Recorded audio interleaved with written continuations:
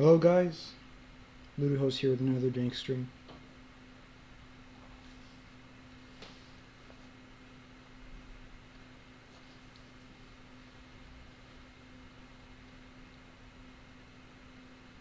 I'm not going to make this stream too long. Might end up being 20 minutes or 30 minutes. I don't know yet. I just thought I'd show some replays and that's it.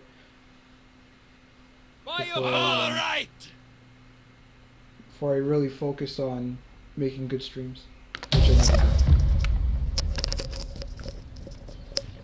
I smell an Eastern army. It goes before them, even when they have no camels. I am sure their odd ways, well, that alone is reason to kill them. To arms! Bastards! Today I want to talk about formation attack because formation attack's been something that sometimes is overlooked now that people really understand how formation attack works. I decided to go back to it though because I realized that it might be useful for the Hellenic factions because of how they work. Formation attack is always useful when using a defensive formation, except if the other person is flanking you, which the barbarians tend to do, because they don't have formation attack. They tend to overlap your unit, and in most cases will beat them, even if they are slightly inferior. In most cases they're very superior, but in some cases they aren't.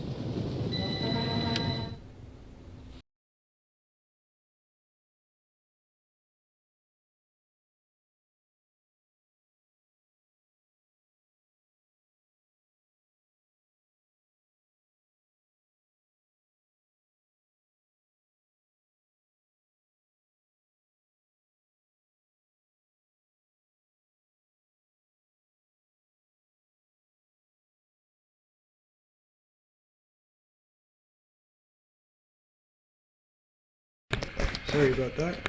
I know nobody's probably watching the stream, and unfortunately I can't check anyway because Steam or Twitch chat isn't working. I think it's something that has to do with my Google Chrome, but I'll have to check.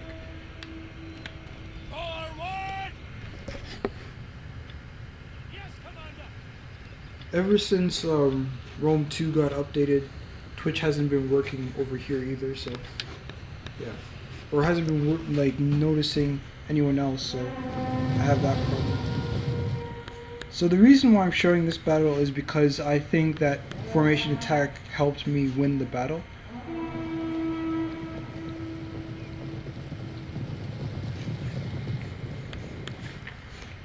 Now my ally had a full army of, well actually a corps of Thorax Hoplites, because I had noted, because before he brought Thorax Swordsman instead, but I kind of asked him, you know, like, why are you bringing Thorax Swordsman when you can bring Hoplites?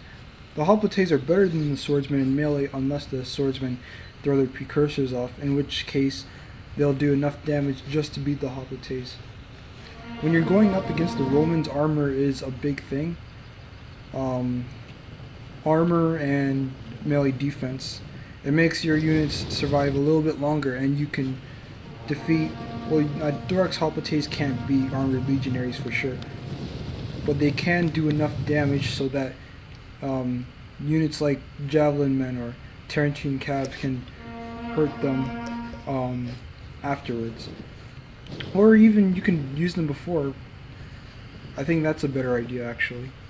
Use them before and then follow up with Thorax Hoplites. So I hadn't played Cimmeria in a while, so I decided to play as Cimmeria in this battle. Cimmeria, as you know, or if you don't know, are a mixture of Greek, I say Greek, not Hellenic, because the Black Sea colonies are Greek and nomadic. And so that brings up a very interesting roster, or not roster, abilities or playstyle options.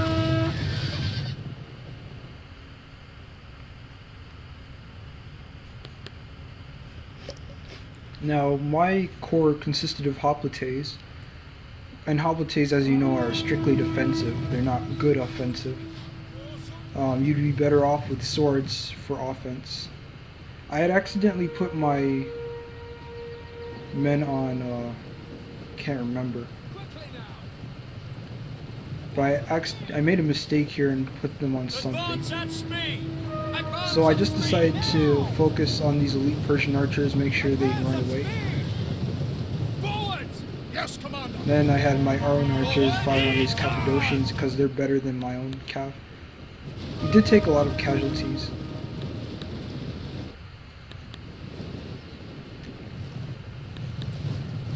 Over here, these javelin men got wasted, but they did a good number on this unit, which is interesting. They got 27 kills, the Tarantines didn't get any.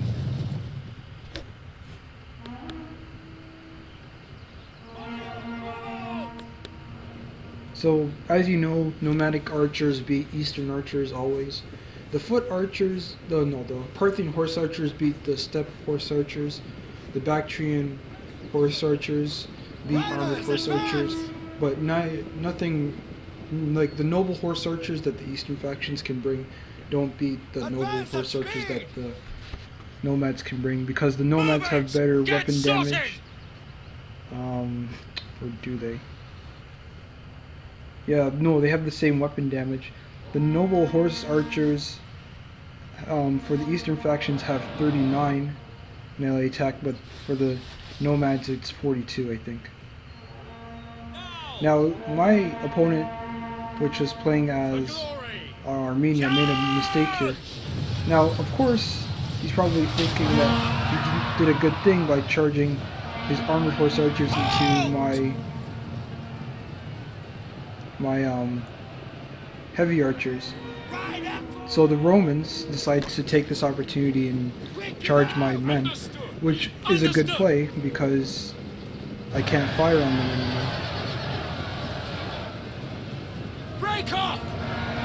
However, he's kept them in for a little too long, so right now he has that problem.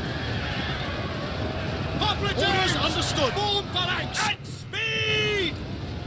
Orders understood. Now I had no choice but to bring my hoplites back so that these units can still fire on them. Unfortunately, I did it a little too slow, so this unit of hoplites took some damage. Riders, advance. Riders, advance. I had to use my steppe lancers earlier than I wanted to, unfortunately. Now over here, I was overwhelmed because my ally didn't have to fight the same amount of units I had to fight.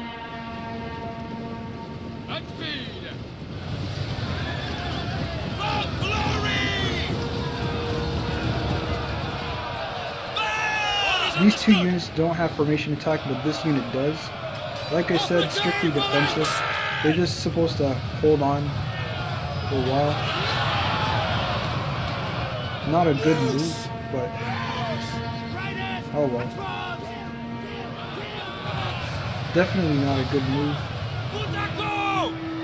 He does get into my archers over here, but it's not really a good idea. Over here he's going to rout this unit of hoplites because they're surrounded by this point. Over here he's taking a number of casualties. Ends up getting to my hoplites. Yeah, those are mine. Over here there was a fight that I wasn't paying too much attention to. They tried to go after my horse archers, stopped them. I tried to stop these elite Persian archers from firing on my men.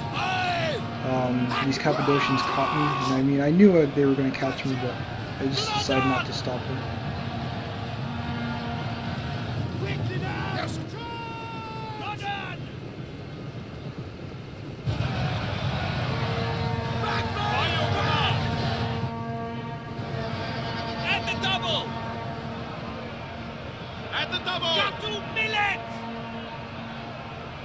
Battle ready and eager. Double time! Engage! Over here, I lose my citizen cav. I'm gonna lose both of them while his cataphracts start to go after my horse archers, which is a bad move, really. Over here, these step lancers got, I think, focus fired. I thought I charged them into the elite Persian archers. I didn't, so there's that. Get them! Any of them! Quick march!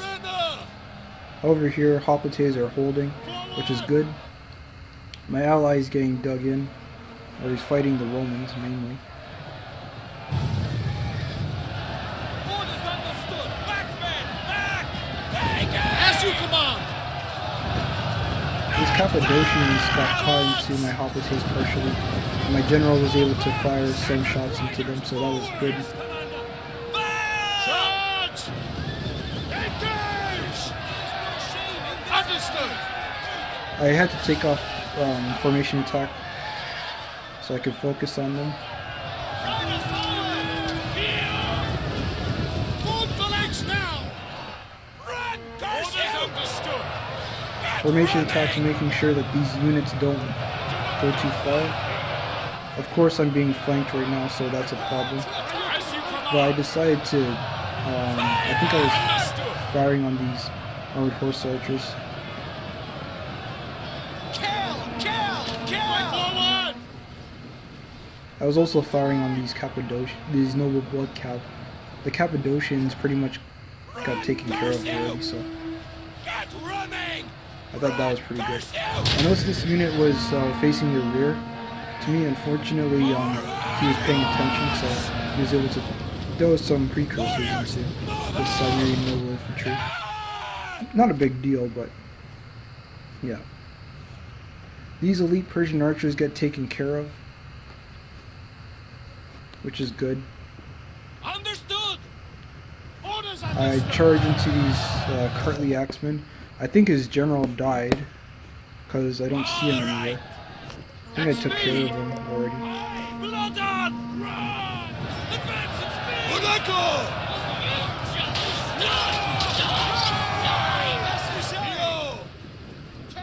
Serena! Yeah, the Romans over here got taken care of pretty well. I was supporting him with my own armored horse archers. Quickly now! Riders, advance! And then I was just helping him take out the general.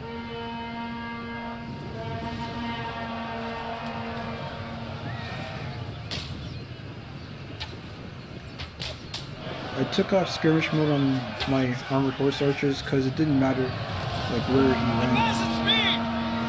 He'd have to take fire from both sides.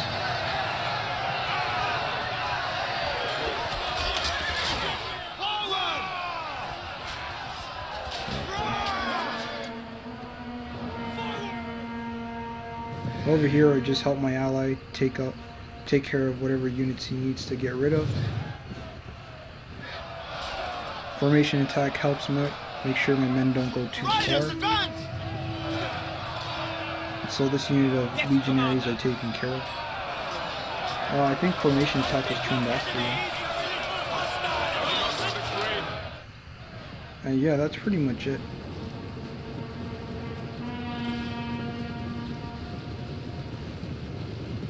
Advance at speed!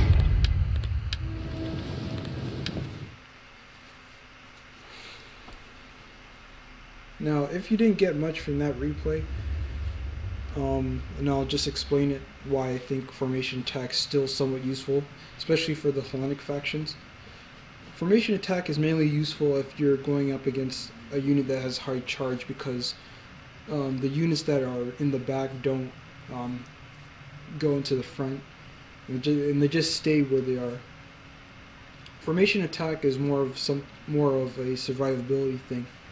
Formation attack is also useful if you have a defensive formation, because if you go into formation attack while your units are if you go into defensive formation while your units don't have formation attack, what ends up happening is, if the unit pulls out, which the Swibi and the Nervi somewhat are known for, what happens is they just stay there. They don't They just, like, for example, with formation attack, you put on defensive ability, it doesn't matter if you're in combat or not, they immediately, or almost immediately, go into formation. Without formation attack, they don't. Formation, turning off formation attack's good if you can flank the enemy.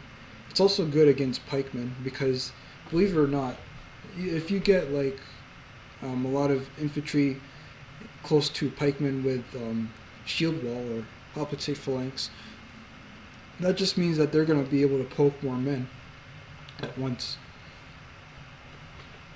I think pikes share the same weapon damage as the swords that pikemen have, so if that's true, then the standard pike unit will have 4 armor piercing and 20 weapon damage. Elite ones will have like 28 weapon damage in total. I think it's still 4 armor piercing. It's still a good game to both of them.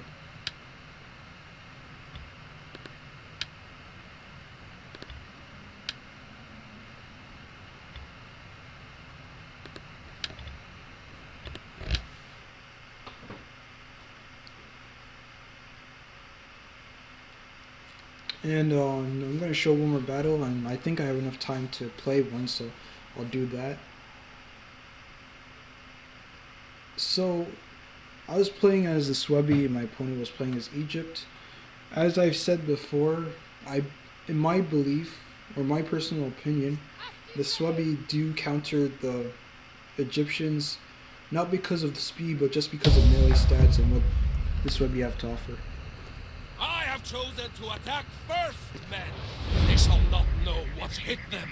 Then, if they dare stay on the field, we shall rent their bones from their bodies and crack open their skulls!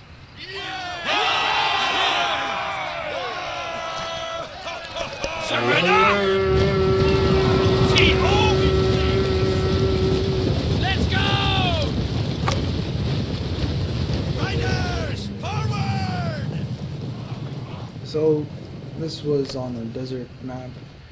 Obviously, Egypt has an advantage on desert maps because I think most of their units, or all of them, are resistant to heat. Yeah, Egyptian pikemen are resistant to heat. Carrying axemen, obviously.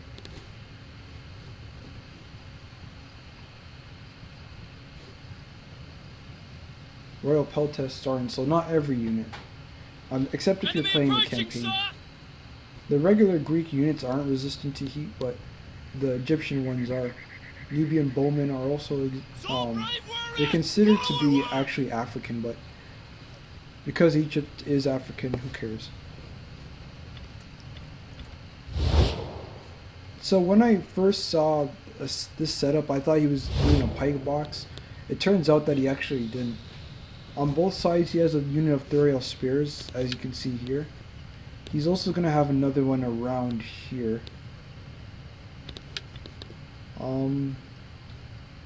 Actually no, he has his pikeman there. So it's right here then. He has a lot of Egyptian archers. Now the regular notion is when you see a bunch of pikemen frontally to just avoid them. And that's always a bad idea because it's not always the pikemen that you have to be afraid of, it's what they're supporting. Because if a unit of pikemen goes up and the other 2 units don't, obviously the pike unit can get flanked. If you see pikemen like this, you don't have to worry because you can just use precursors. But when you see pikemen being supported by really good skirmishers, that's when you have to be afraid. My opponent brought a lot of good skirmishers, and so I had to play this out in a very careful manner, or because I only had 2 units of Cimbri bowwomen. If I didn't bring these Cimbri bowwomen, I would have lost, because Germanic slingers can't do what the Cimbri bowwomen can do. I think they have around the same shots per minute. So I decided to bring my Riders of the Hunt over here to see what he had over this side. And of course he has a unit of Thuriel spears. Now again, I could have just said, you know what, I don't want to fight these pikemen frontally, but then you'd still have the problems Quickly of now! these archers, and then you'd have to deal with these elite units, the 2 Royal Peltasts.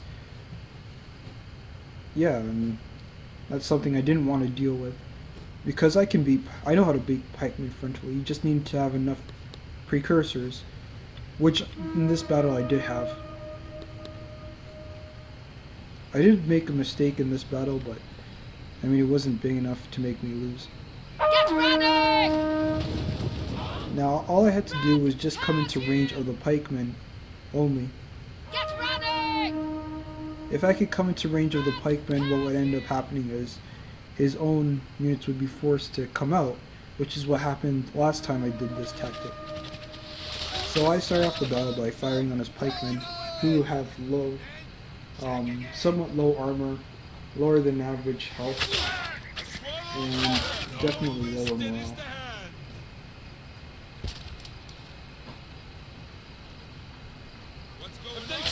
Thanks to Cimbri Bowwoman, the Swebi have a unit, an archer unit that has 150 range.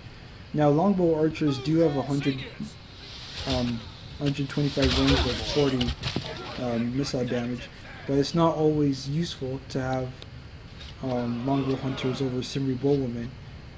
Remember, longbow hunters can snipe just like Gallic hunters can, so it's better to use them in a forest type battle.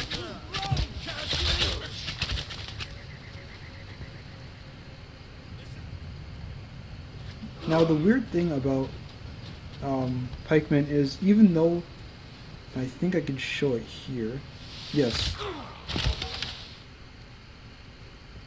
even though their pikes are down, they still can block missiles, and that's something I didn't really take into account. Their missile block chance is 15%, but that's still a missile block chance. So this would actually explain why it's better to always hit a pike unit in the back with archers. Whenever you're going up against a successor faction, just be careful of people who do this, because this tactic used to be very, very effective, but it's not that effective anymore. So by this point his pikemen have taken a beating, and I've gotten a bunch of kills against his pikemen. So many kills, in fact, that if I were to just throw up my spear brothers, I could have taken them down. Now, I think around this point, probably a few more volleys. Yeah, around this point, I made a mistake. Now, they didn't fix Whistling Shot and Flaming Shot for all 150 range units, because if they did, Cimbri Bowwoman would still have 150 range, but their damage would be what you see there, 5 missile damage for Whistling Shot and 16 for Flaming Shot. They didn't fix it, and so what ended up happening was I thought I was still in range, when in fact I wasn't. So when these units of bowmen come up, I think that they're not in range when they actually are in range. And so when they start firing, that's when I knew that I was in trouble. Warriors, move out! So by this point I switched back to normal shot, and I'm able to save my units.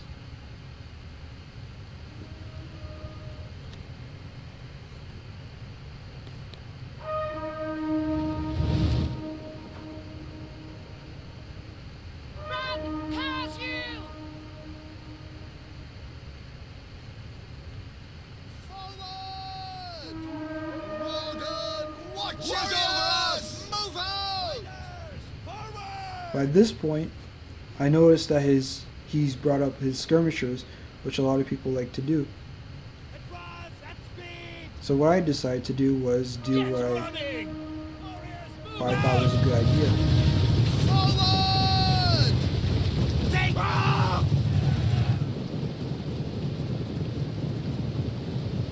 Riders, advance!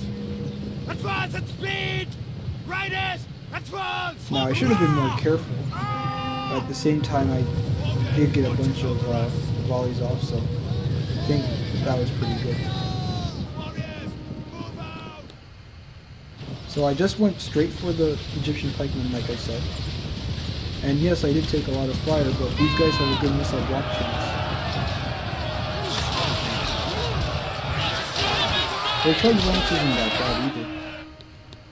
By this point, his pikemen actually broke, which is what I expected, but this unit over here took a lot of casualties.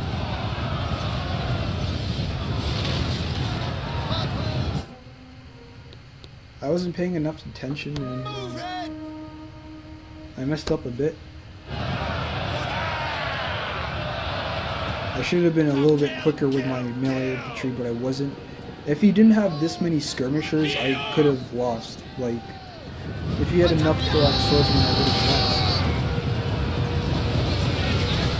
But Egypt isn't a faction that a lot of people know how it works. So thankfully, that didn't happen. Over here, Bloodstorm is not going to kill us, obviously, because of how the protests were replaced.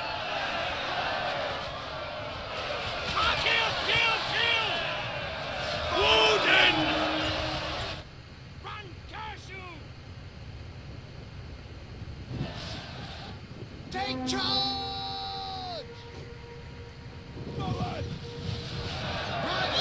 Every now and then I have problems with micromanagement, and in this battle it really shows it.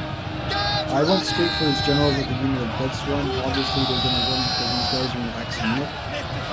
Not only that, but they know defense is bad. And the army is there. I had to pull out my Bloodstorm so that my Ranchard Swordsman could get a charge.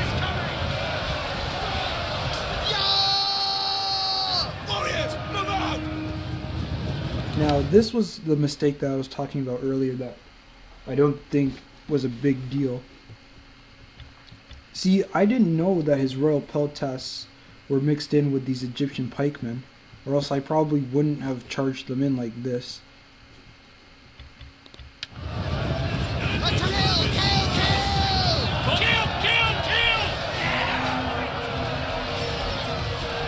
Now, because they got a clean charge off, obviously, they're going to go berserk. Take that head! Warriors, move out! Yeah, just like that. They ended up getting 30 kills. And I've been doing some tests. It seems like if they can get rid of like 1/4 of a unit in the 30 seconds, there's a chance that they can go berserk. Or if they're chasing the other unit, they'll again they're playing berserk because of how this game works. Charge! Now I was supposed to use these berserkers, but I ended up not doing that.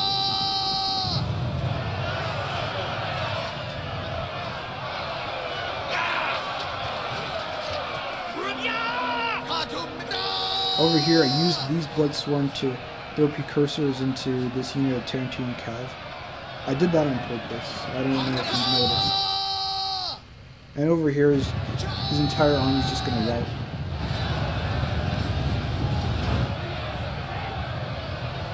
When berserkers go berserk, you don't have to pay them that much attention.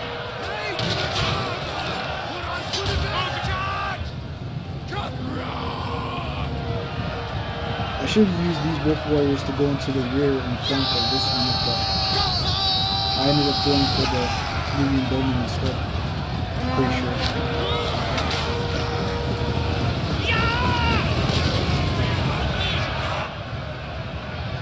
In any case, it was just a really quick battle.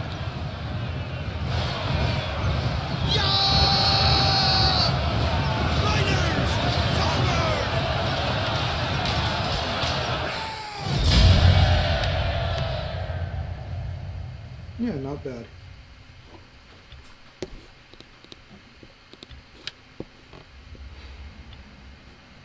I thought I did pretty good.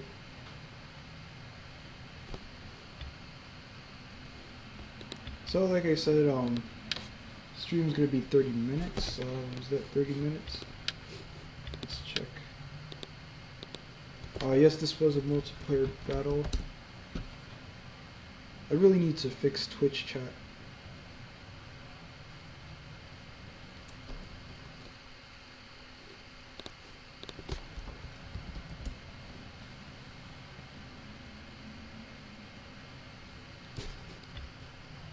Yeah, that was 30 minutes. So thanks guys so much for watching. Sorry it's so short, but I have to study for something and I have to do a bunch of other things. So hopefully by this weekend I'll be able to, actually by this Friday I'll be able to do a proper stream. So thanks guys so much for watching. I'll see you guys then. Bye guys.